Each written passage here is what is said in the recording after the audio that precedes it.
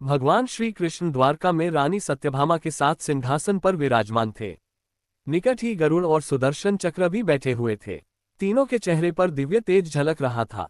बातों ही बातों में रानी सत्यभामा ने श्री कृष्ण से पूछा कि हे प्रभु, आपने त्रेतायुग में राम के रूप में अवतार लिया था, सीता आपकी पत्नी थी, क्या वे मुझसे भी ज्यादा सुंदर थीं? द्वारकाधीश समझ गए कि सत्यभामा को अपने रूप का अभिमान हो गया है।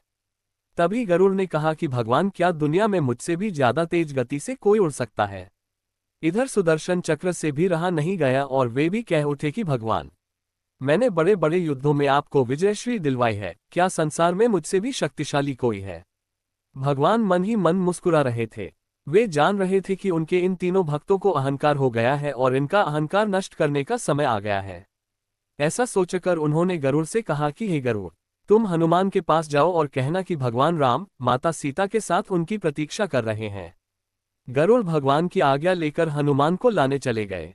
इधर श्री कृष्ण ने सत्यभामा से कहा कि देवी, आप सीता के रूप में तैयार हो जाएं, और स्वयं द्वारकाधीश ने राम का रूप धारण कर लिया। मधुसूदन ने सुदर्शन चक्र को आज्ञा देते हुए कहा कि तुम महल के प्रवेश द्वार पर पहरा दो और ध्यान रहे कि मेरी आज्ञा के बिना महल में कोई प्रवेश न करे। भगवान की आज्ञा पाकर चक्र महल के प्रवेश द्वार पर तैनात हो गए। गरुड़ ने हनुमान के पास पहुंचकर कहा कि हे वानर श्रेष्ठ, भगवान राम माता सीता के साथ द्वारका में आपसे मिलने के लिए प्रतीक्षा कर रहे हैं। आप मेरे साथ चलें, मैं आपको अपनी पीठ पर बैठाकर शीघ्र ही वहां ले जाऊंगा। हनुमान ने विनयपूर्वक गरुड़ से कहा, आप चलिए, मैं आता हूं। गरुड़ ने सोचा, पता नहीं ये बूढ़ा वानर कब पहुंचेगा, खैर मैं भगवान के पास चलता हूं। ये सोचकर गरुड़ शीघ्रता से द्वारका की ओर उड़े। पर यह क्या, महल में पहुंचकर गरुड़ देखते हैं कि हनुमान तो उनसे पहले ही महल में प्रभु के सामने बैठे हैं। गरुड़ का सिर लज्जा से झुक गया।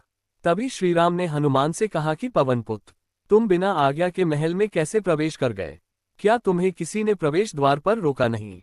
हनुमान ने हाथ जोड़ते हुए सिर झुकाकर अपने मुंह से सुदर्शन चक्र को निकालकर प्रभु के सामने रख दिया। हनुमान ने कहा कि प्रभु, आपसे मिलने से मुझे इस चक्र ने रोका था, इसलिए इसे मुंह में रख मैं आपसे मिलने आ गया। मुझे क्षमा करें। भगवान मन ही मन मुस्कुराने लगे।